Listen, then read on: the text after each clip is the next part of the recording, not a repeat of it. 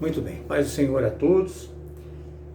Meus amados, nós precisamos iniciar esta aula, que é a primeira aula deste segundo trimestre de 2024, que fala sobre a carreira que nos está proposta. Esse livro fala sobre a carreira que nos está proposta. E nesta primeira aula nós vamos iniciar falando sobre o início da nossa caminhada. E para isso a gente já tem que iniciar com algumas perguntas para os irmãos, né?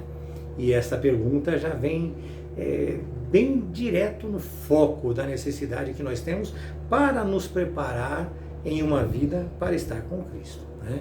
Então, você sabe o que é verdadeiramente, ou o que significa regeneração?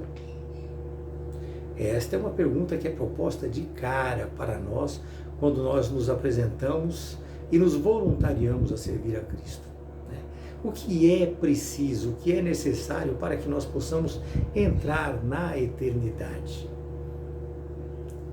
E temos que tentar entender também, meus amados irmãos, porque hoje em dia o céu já não é pregado como ele era antigamente. Eu estou falando antigamente agora, há pouco tempo, não é no Antigo Testamento, não. Por que o céu hoje já não é pregado? Há pouco tempo atrás se ouvia muito falar sobre o céu, se ouvia muito falar sobre o destino de quem não ia para o céu, era muito pregado. Isso hoje em dia já acabou, hoje em dia se fala de outras coisas. E durante o transcorrer desses estudos nós falaremos sobre estas coisas também, né? Será que o foco hoje está sendo ali o Novo Testamento? As pessoas muitas vezes elas vêm e pregam o Antigo Testamento, mas trazendo algo do Novo Testamento. Será que é desta forma? Ou a pessoa está hoje focada somente no Novo Testamento?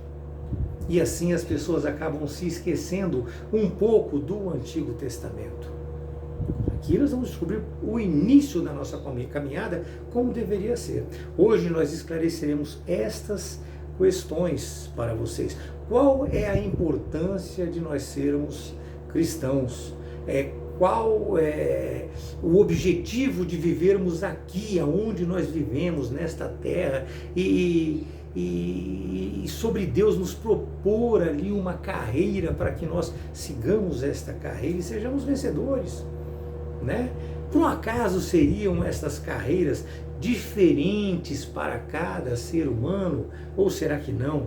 Seriam carreiras diferentes, porém com o mesmo objetivo? Será que poderia ser isso desta forma? É sobre tudo isso que nós falaremos nestes próximos 3 meses. Portanto, preparem-se. Estes estudos eles vão ser muito importantes para a nossa edificação pessoal e para a nossa formação pessoal no sentido de seguir a Cristo. Mas hoje nós veremos sobre o início desta caminhada. A aula de hoje é sobre o início desta caminhada. Qual é a chave que nos abriu a porta para trilhar o caminho que Deus nos propôs? Qual a chave? Qual a chave que abriu esta porta? É Cristo, nós sabemos, é Cristo. Mas vamos tocar como deve ser, né? A nossa leitura de hoje ela está em João 3, de 1 a 8. João 3, de 1 a 8, que nos traz da seguinte maneira. E havia entre os fariseus um homem chamado Nicodemos, príncipe dos judeus. Este foi ter a noite com Jesus e disse-lhe: Rabi, bem sabemos que és mestre vindo de Deus, porque ninguém pode fazer estes sinais como tu fazes, se Deus não for com ele. Jesus respondendo lhe disse: Na verdade eu te digo que aquele que não nascer de novo não pode ver o reino de Deus. Aquele que não nascer de novo, vejam bem, meus amados, não pode ver o reino de Deus. Disse-lhe Nicodemos: Como pode um homem nascer sendo já velho? Porventura pode tornar a entrar no ventre da sua mãe e nascer, já tendo nascido anteriormente? É isso, meus amados, né? Jesus respondeu Na verdade, te digo que aquele que não nascer da água e do Espírito não pode entrar no reino de Deus. O que é marcado, o que é nascido, desculpem, o que é nascido da carne é carne, e o que é nascido do Espírito é Espírito. Não te maravilhes de te ter dito, é necessário, sem o nascer de novo. O vento assopra, estou com dificuldade para ler aqui, está muito pequeno para mim e eu tomei uma injeção no olho, vocês sabem. O vento, ele assopra onde quer e ouves a sua voz, mas não sabes de onde vem, nem para onde vai. Assim é todo aquele que é nascido do Espírito. Desculpem a leitura, mas eu estou fazendo tratamento, tomei injeção no olho, vocês sabem disso, então eu estou com dificuldade para ler. Então tudo que eu vou expor para vocês aqui são estudos que eu fiz, eu já tenho eles dentro do meu coração, espero conseguir falar da maneira como eu tenho lido com essa dificuldade para poder preparar para vocês, mas eu acredito que nós vamos conseguir trazer uma boa aula e um bom entendimento para vocês, né? Então vamos lá, meus irmãos, para nós entendermos o início da nossa caminhada, nós precisamos entender que o que Cristo falou para Nicodemos acerca de regeneração. Segundo alguns estudiosos, a palavra regeneração, ela aparece 2 vezes na Bíblia, apenas 2 vezes na Bíblia. Será que o pouco uso torna a palavra regeneração menos importante? Será que é assim que funciona? Entenda que nós, meus amados, não medimos a Bíblia pela quantidade de vezes que os termos são usados, em hipótese alguma. Basta-nos saber que na Bíblia aparece mais de 2.000 vezes sobre riquezas e sobre dinheiro. Então fala-se muito mais sobre riquezas e dinheiros do que a fé, do que a salvação e do que a regeneração, que se fala, segundo os estudiosos, por 2 vezes, meus amados. A palavra fé, por exemplo, ela aparece 300 vezes, cerca de 300 vezes, para não querer ser exato demais. E a fé, com certeza, é muito mais importante do que o dinheiro. Então, a questão não é o quanto se fala, mas a formação da base da nossa vida, que com certeza não é o dinheiro e nem a riqueza. A base da nossa vida é a conexão com o divino. E o motivo dessa desproporção a se falar de uma coisa ou outra, ou se ouvir sobre uma coisa ou outra, é que ela vem como crítica. Então a Bíblia usa muitas vezes esses termos, mas num tom de crítica. Por quê? Porque na época, e é claro, hoje também, se valorizam mais os valores materiais do que os valores espirituais. É dessa forma, e por isso há necessidade de querer se falar muito sobre o assunto, criticando essas atitudes gananciosas, tá ok? Então só para deixar isso claro para vocês. Mas vamos ao primeiro assunto desta nossa aula de hoje. E nós precisamos já deixar claro para os irmãos que nós já nascemos com uma inclinação para o mal. Isso é fato. É simples. A Bíblia diz que todos pecaram e destituídos estão da glória de Deus. Portanto, meus amados, não nascemos prontos para servir, mas sim condicionados a pecar. Isso é claro, a Bíblia já deixa isso muito claro. Ou seja, nós somos incapazes de fazer algo que agrade a Deus. Em Efésios, Paulo fala que nós estávamos mortos em pecados e feridos. E foi assim que Cristo nos achou, mortos em pecados e feridos. Tá? Porque nós nos relacionávamos com o mundo e não com Deus.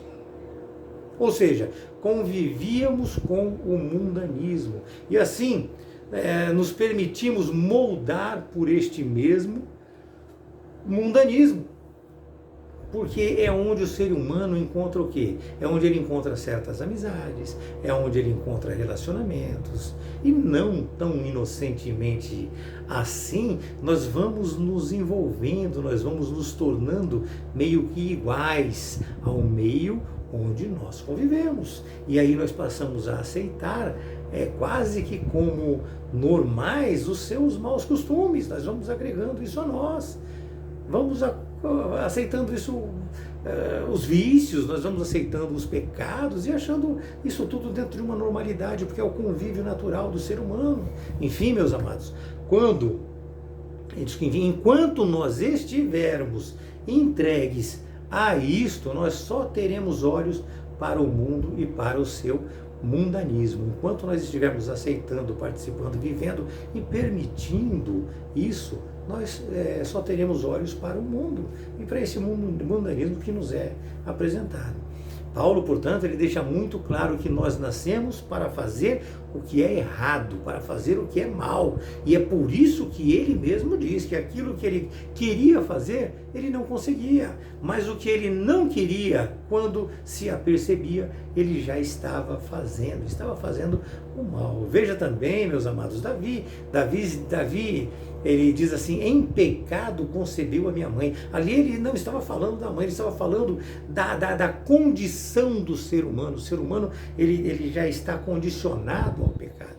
E é isso que nós precisamos entender para entender a palavra regeneração, que quer dizer o quê? Revivificação, quer dizer fortalecimento do poder real, ou seja, é a recuperação moral ou espiritual. E na Bíblia isso está conectado ao termo nascer de novo, conforme o texto. Nós acabamos de ler o texto. Então, essa conexão de uma recuperação moral e espiritual, ela está conectada ao termo nascer de novo. Nós precisamos aqui entender que quando nós nascemos de novo, nós nascemos do Espírito. Nós nascemos do Espírito. Vejam, portanto, o que é o nascer de novo. O nascer de novo é a regeneração em Cristo por meio da sua palavra. Por meio da sua palavra. Portanto, não é simplesmente uma decisão precipitada de batismo que vai te regenerar. Eu vou me batizar porque aí eu vou estar em Cristo. Vai lá, se batiza, mas não busca mudança de caráter, não busca aproximação com Cristo. Então não é uma decisão precipitada, tem que ser uma decisão certa, uma decisão verdadeira. É isso que vai te regenerar. Tá? Então, o que te regenera é isso. O que te regenera é a comunhão, é a comunhão, é o conhecimento. Tá? É aquela união com Cristo e com a sua palavra. Entenda também, meus amados irmãos, que a Bíblia não coloca a regeneração como mudança de comportamento humano em primeiro lugar. Então a palavra regeneração não está ligada assim: eu me batizei, levantei e não peco mais, não erro mais, não cometo mais erros. Não. Então a Bíblia não coloca a palavra regeneração como mudança de comportamento humano tácito, imediato e irrevogável. Não é dessa forma. Tá? Porém, sim, isto de fato vai acontecer. Isso de fato acontecerá, não tenha dúvida disso. Mas o que vem em nós, primeiramente, é uma mudança espiritual. Tá? Então, quanto mais você busca essa mudança espiritual, quanto mais você busca esse relacionamento com o espiritual, com o Espírito Santo, com Cristo, com Deus, mais você vai mudando o seu comportamento humano e se tornando uma pessoa regenerada. Entenda que quanto mais você vive esta relação espiritual com Cristo e com a sua palavra, mais força você terá para resistir os seus impulsos humanos, passando assim a praticar o quê? A justiça. Praticar a justiça. Lá em 1 João 2,29 diz: se sabeis que ele é justo, reconhecei também que todo aquele que pratica a justiça é nascido dele.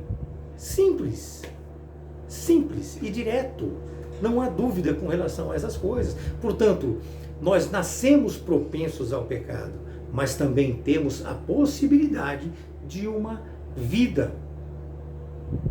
Tá? De durante essa vida nós mudarmos isto. Essas são aquelas opções que eu falei para vocês no início.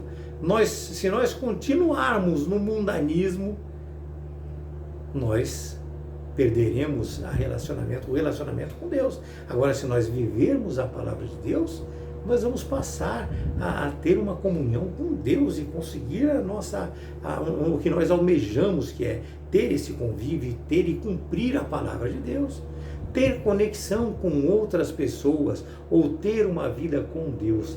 Essas são as nossas opções. E não estou falando com isso, para isso que você tem que abandonar a sua família. Minha família não é cristã, minha família é espírita, isso.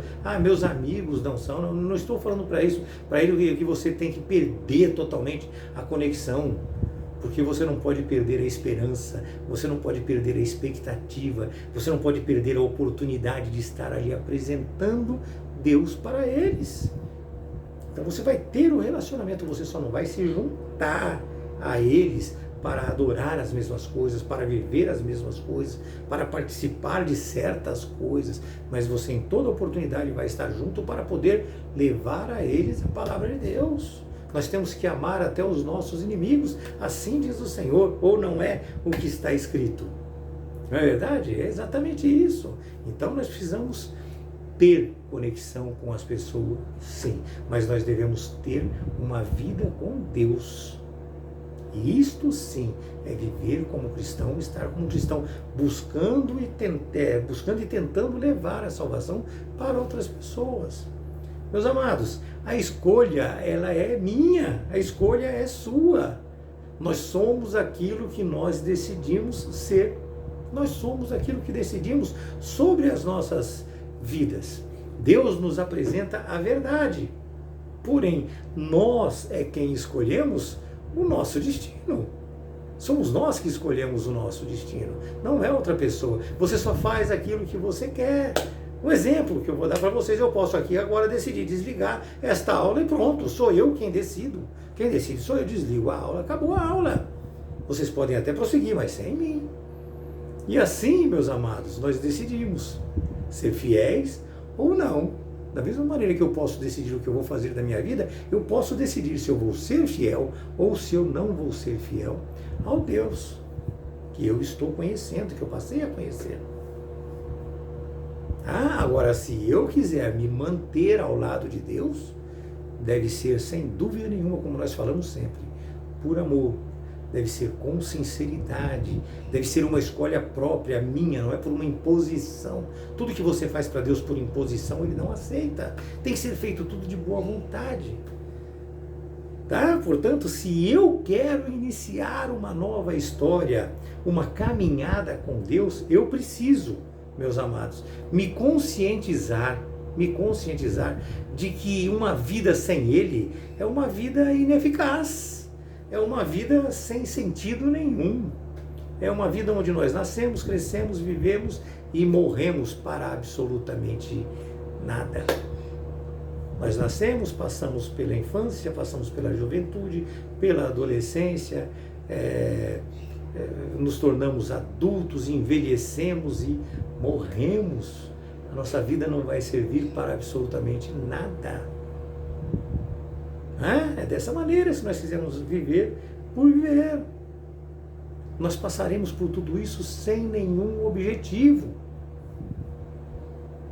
Agora, pessoas inteligentes, pessoas que buscam aprender as coisas, elas conseguem ver um sentido para a vida. Elas conseguem enxergar um sentido para a vida. Nós cristãos conseguimos até explicar a vida espiritualmente. Nós explicamos a vida espiritualmente. Cientificamente, nem a ciência consegue comprovar devido à complexidade da vida. A ciência só admite que tudo na vida faz sentido. Simples. Tudo na vida faz sentido. Porém, eles não conseguem explicar nada a respeito da vida, nada a respeito dela. É dessa maneira, meus amados. É dessa maneira que funciona. Então entendam que se a vida não levar a um relacionamento com Deus, ela não tem sentido nenhum. Se a eternidade em Cristo não existisse, nós estaríamos apenas indo do nada para lugar nenhum. Simples. Do nada para lugar nenhum. Portanto, nós nascemos com a tendência para o mal, mas nos é outorgado ou apresentada a oportunidade de viver com Deus. E é você quem decide. Porém, decidindo andar com Deus, você terá 3 companheiros nesta caminhada. Sem dúvida nenhuma, você terá esses 3 companheiros à sua disposição. Não para fazer o que você quer, mas para te auxiliar na caminhada. O Pai, o Filho e o Espírito Santo. E eles nos auxiliarão a termos uma experiência com o divino, com o sagrado, com o reino. Tendo o Pai como Criador, o Filho como regenerador e salvador da nossa vida, e o Espírito Santo com a finalidade de ajudar-nos a entender tudo o que Cristo nos ensinou. É assim, o Espírito Santo está aqui para isso. É Ele que deixa viva e operante as palavras de Cristo em nosso coração. Tudo aquilo que Cristo, ao vir, nos ensinou, o Espírito Santo vivifica dentro do nosso coração, desde que nós conhecemos essas palavras, essas coisas. E aí Ele nos lembra a cada momento. Eu vou errar, Ele me lembra, opa, eu não posso. Cristo não agiria assim. Em meus passos, o que faria Jesus? Tem esse livro. Se vocês puderem ler, é muito bom. Em meus passos, o que faria Jesus? É muito bom. Então Ele vai nos levar aos caminhos certos. Ele nos lembra que isso é errado. Bom, eu vou chegar lá com vocês. Para isso, meus amados, nós precisamos saber que a falta do convívio leva ao distanciamento. E isto vai levar você ao esquecimento. Vai te levar a um esfriamento de relação. Então nós precisamos estar convivendo continuamente com o Espírito Santo.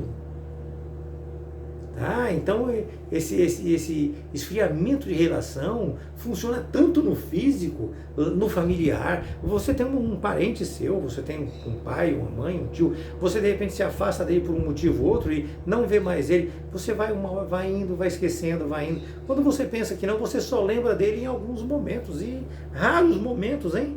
Muitas vezes em raros momentos. Então esse distanciamento, ele vai levar ao esquecimento, a esse esfriamento de relação. Isto, meus irmãos, funciona como eu falei para vocês, tanto no físico como no espiritual. Portanto, a oração, a comunhão e o contato com a palavra de Deus deve ser diária, no mínimo diária. Aliás, sem exagerar, o cristão, ele deve estar em Cristo a todo momento. O seu pensamento, as suas atitudes, as suas palavras, se não testificarem a Deus, para nada servem. Há necessidade de uma conexão muito forte, meus irmãos. E aqui nós temos o quê? Um ponto muito importante. Tá? Como é que nós decidimos? Como é que nós opinamos por este caminho? Como é que nós fazemos isto? E aí nós entramos no segundo assunto desta lição, né? Aí nós falaremos agora um pouco sobre o novo nascimento. Sobre o novo nascimento. Eu sei que vocês ainda não estão com as revistas, mas assim que nós formos do culto essa semana, eu entrego para vocês, aí vocês já vão poder analisar essa primeira lição que nós estamos fazendo hoje. E o que seria esse nascer de novo? Esta foi a pergunta de Nicodemos lá na leitura inicial, você lembra? Foi o que nós vimos.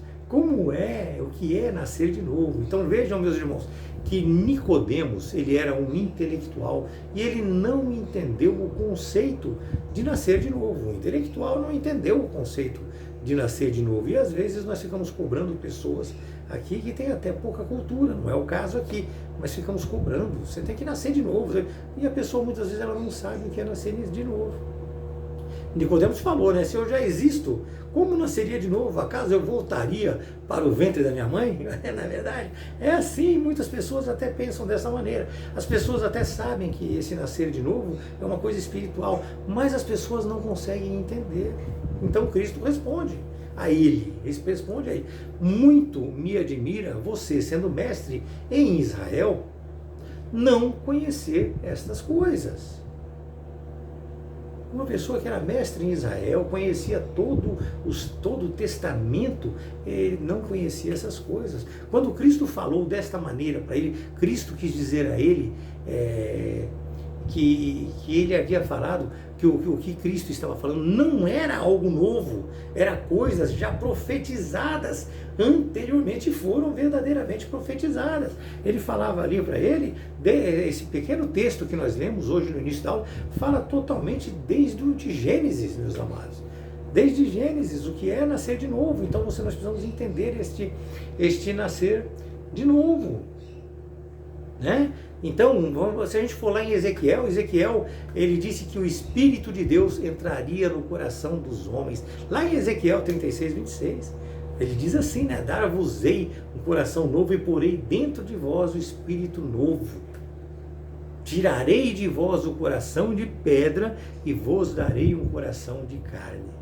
Olha, lá em Ezequiel, e Nicodemos, um mestre da lei, não assimilava esse nascer de novo, ou seja, essa regeneração, transformar o coração de pedra em coração de carne. Ou seja, com o derramar do Espírito, as pessoas passariam a ter uma nova experiência com Deus, meus irmãos. Passariam a ter uma nova experiência com Deus.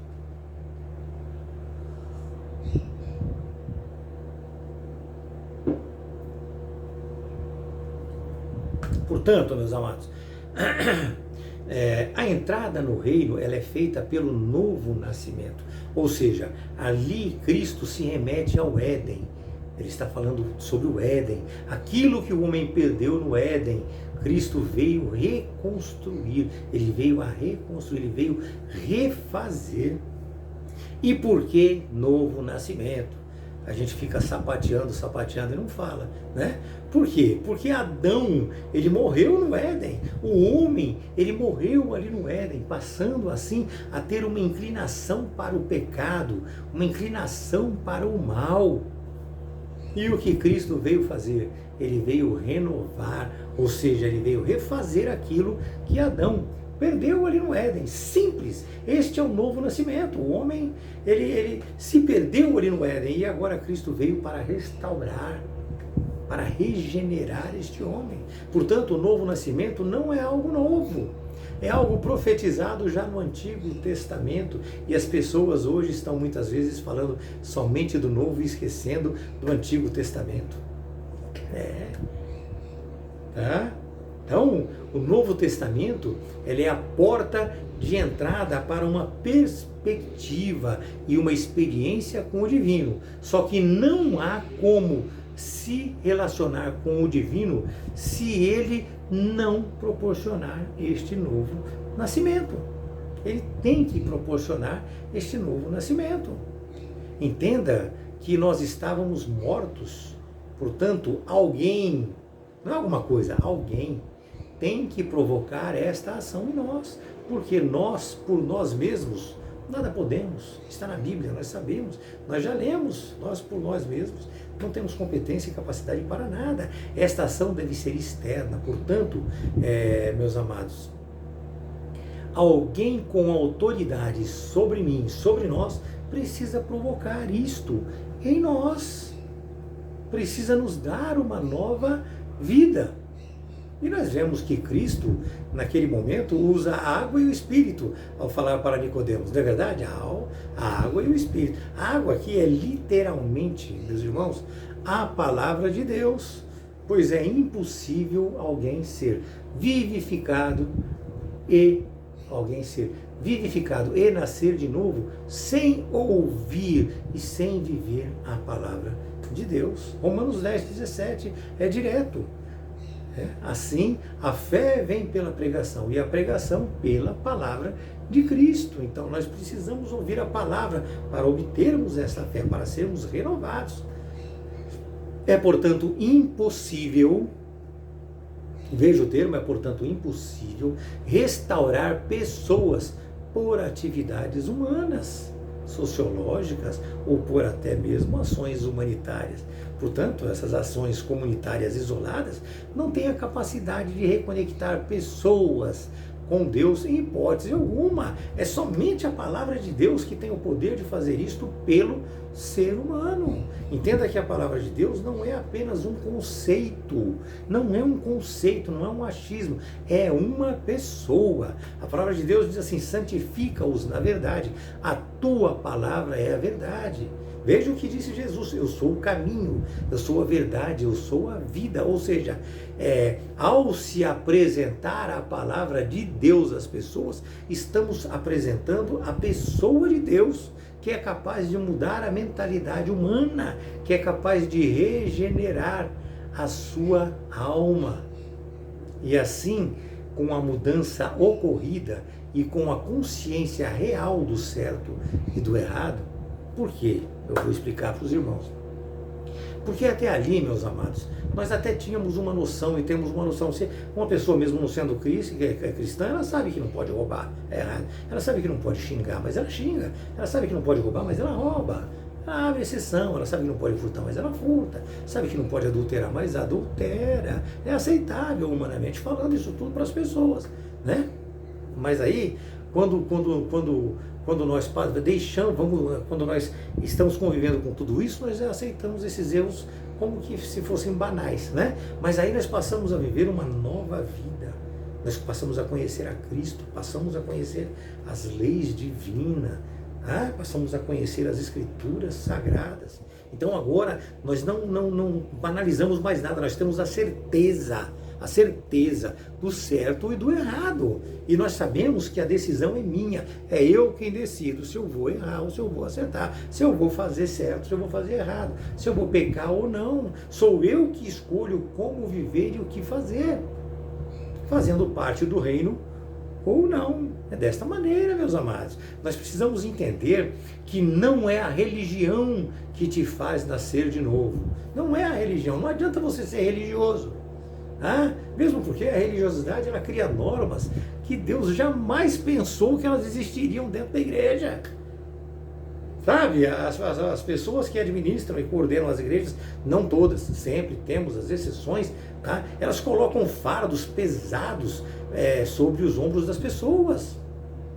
Fardos que eles mesmos jamais carregariam. Fardos que eles mesmos jamais carregariam. Eles te obrigam a fazer uma coisa que, se ele não estivesse na coordenação da igreja, ele jamais faria. Ele sairia da igreja, mas não faria, porque ele já sabe, ele tem conhecimento, sabe que aquilo é errado, mas ele te impõe, porque ele sabe que você não sabe. Nós não falamos que politicamente, quanto menos conhece o povo, mais ele é administrável pelos políticos legisladores. Aplique isso para você também dentro da igreja. Você tem que buscar conhecimento, porque quanto menos você conhecer, mais usado você é. É desta forma. Então nós precisamos acordar para essas coisas. E o pior, nós carregamos esses fardos, fazemos todas essas coisas em nome de Deus. Em nome de Deus. Deus, eu estou fazendo porque Deus vai me abençoar. Estou fazendo porque eu amo a Deus. Entendam que tudo que é feito além da palavra de Deus exposta é religiosidade, meus amados. Isto além de nós entrarmos em uma época onde se mede o cristão pela sua atividade. Hoje em dia você é um bom cristão se você desempenha um bom trabalho, ou se você desempenha um trabalho que prospera. Então aí entende-se que Deus está te abençoando. Tudo o que cresce e não está ligado a Cristo não deveria estar crescendo. Se o pensamento for esse, não é verdade? Se tudo que cresce tem que ser através de Cristo, por que tem pessoas que não são cristãs, pessoas que são roubadoras, estão aí crescendo? Não deveria estar crescendo. Na verdade, meus amados, o critério é outro. Paulo mostra isso lá em Filipenses. Leiam Filipenses, todo o texto de Filipenses é excepcional para ensinar essas coisas. Tá?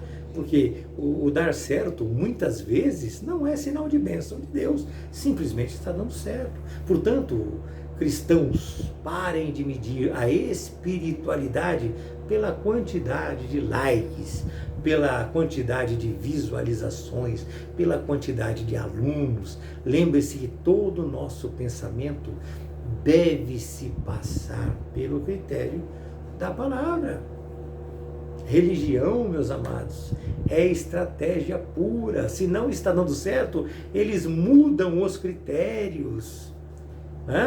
Já o pensamento verdadeiro cristão deve passar pelo crivo da palavra.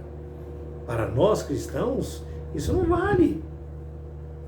Para nós, essa conversa aí de que tem que dar certo, tem que, é assim, está dando certo é porque você está sendo abençoado, senão não daria certo.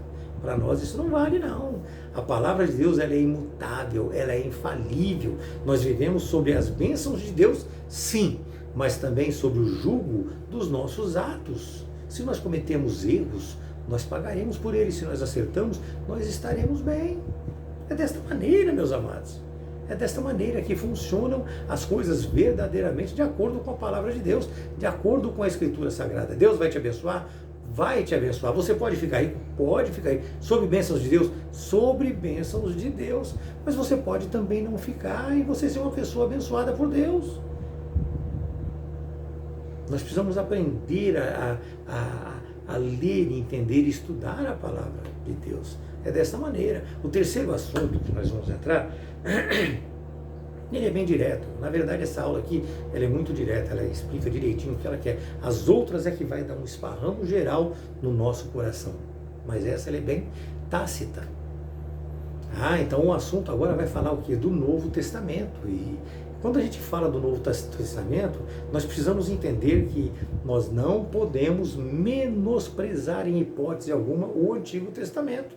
Muitas pessoas entendem que por estarmos na graça, estarmos dentro da graça de Cristo, o que vale é o Novo Testamento. E na verdade não é assim. Nós estudamos o Sermão do Monte, Mateus 5, 17 e 18, vocês devem lembrar. Lá diz exatamente o contrário disso. Cristo não veio para revogar a lei. Ele não esteve aqui para revogar a lei ou os profetas. Ele não veio para revogar. Ele veio para cumprir. Tudo que ele estava fazendo aqui, ele estava cumprindo o que estava escrito no Antigo Testamento. Porque em verdade vos digo, diz ele, até que o céu e a terra passem, nem um tio ou um i jamais passará da lei, até que tudo se cumpra. Ele está falando o quê? Do Antigo Testamento, meus amados. Muitos pastores dizem que para nós só vale o que Cristo disse no Novo Testamento. E o entendimento deles é que de Mateus para frente é Novo Testamento. Não é isso? Então, esse texto que eu li está onde, meus amados? Em Mateus. Isto além de Paulo dizer que toda a Escritura ela é devidamente inspirada. Quando Paulo falou isso, ele estava se referindo a todo o Antigo Testamento, porque era o que eles tinham naquela época. Cristo lia o Antigo Testamento, os apóstolos liam o Antigo Testamento, nós lemos o Novo Testamento e não podemos esquecer do Antigo, porque um complementa o outro. O Antigo Testamento é o que estava disponível para eles naquela época. Vejam o que Jesus pregava, está em Lucas 24, 44, diz assim, Jesus lhes disse, são estas as palavras que eu vos falei, estando ainda convosco, importava se cumprisse tudo o que de mim está escrito, na lei de Moisés, nos profetas e nos salmos. Dúvidas? Portanto, meus irmãos, os 39 livros do Antigo Testamento que nós temos hoje em nossas mãos eram os livros que Jesus lia e pregava. E se Jesus tem o Antigo Testamento como parâmetro, quem somos nós para menosprezar o Antigo Testamento? Muitos até dizem que Cristo veio mudar. Está ali, nós acabamos de ler Mateus 5. Ele não veio mudar. Mas como assim, meus irmãos? Se nós, para entendermos o Novo Testamento, nós precisamos nos basear no Antigo. Um depende do outro. Só entendemos o Novo Testamento conhecendo o conceito do Antigo Testamento. O estudo da Bíblia Sagrada é uma bola que gira em torno dela mesma. É um todo, é uma formatação completa. Nós descobrimos no Antigo Testamento o que é ser um sacerdócio, o que são os levitas, os tipos de sacrifício, tantas outras coisas, não convém a gente ficar falando, mas tudo nós descobrimos ali no Antigo Testamento, ou seja, os dois estão intimamente ligados, tanto o Antigo quanto o Novo Testamento, e um complementa o outro, ou seja, um é reflexo do outro, ambos têm o mesmo valor. Na verdade, o termo Antigo Testamento, antigo, né, é uma palavra humana, assim como o novo, que na verdade não significa, veja bem, no grego, nós temos duas palavras, uma que diz que o Novo Testamento é de algo que não existiu e o Novo Testamento é de algo que já existiu. Então, o que acontece, meus amados? O termo usado sabiamente no contexto da Bíblia é exatamente aquele que diz que foi criado algo através daquilo que já existe. Simples. O termo é usado para isto. É criado algo. O Novo Testamento foi preparado em cima de algo que já existe. Uma coisa, uma sequência lógica. Existe uma sequência lógica. Olha de novo aí, Nicodemos, né? Me espanta sendo mestre em Israel. Você mestre em Israel, não sabia essas coisas? Aqui fica claro que os profetas já haviam falado do Novo Testamento. O termo, meus amados, é Brit Hadashah. Brit Hadashah, que significa que não se pode menosprezar o Antigo Testamento em prol do Novo Testamento. Entenda também que toda a Escritura, de Gênesis a Apocalipse, aponta para o Filho de Deus. E Ele está ali. E se Ele está ali, toda a Bíblia é importante. Ele está de Gênesis a Apocalipse, então Ele está no Antigo Testamento. Portanto, como começar? Resposta: conhecendo toda a história, tanto o Antigo como o Novo Testamento. Então essa é a maneira de começar, é conhecendo toda a história. Acredite que todos os 66 livros que carregamos na mão devem estar em nosso coração. Comece lendo a Bíblia. É difícil? É impossível? Não. Não é decorar, ninguém está pedindo para que se decore.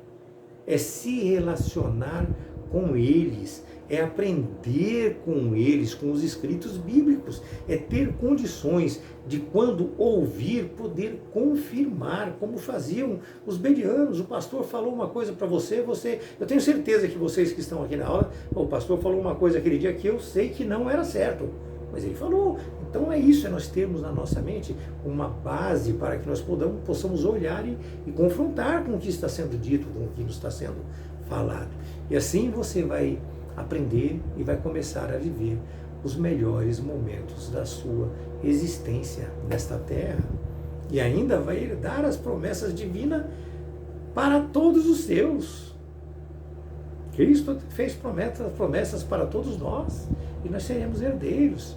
Portanto, o início da caminhada, meus amados, ela se dá por um despertamento causado por uma apresentação do reino de Deus a você. Alguém te apresentou o reino de Deus e aí segue-se com o interesse de você conhecer fatos.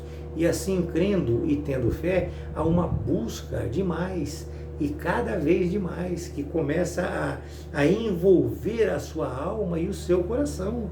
Enfim, meus amados, enfim, o seu ser como um todo, ele é dedicado a Deus pelo reconhecimento real da sua divindade.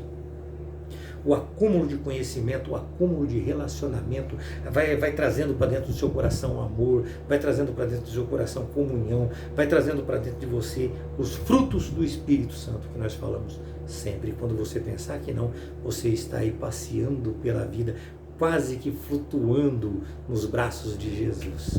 É desta maneira que nós temos que iniciar o nosso ministério. Amém? Que Deus abençoe, eu espero que vocês tenham entendido, que eu me tenha feito claro, e se preparem, as próximas aulas estão aí, são muito boas, viu? Deus abençoe a todos.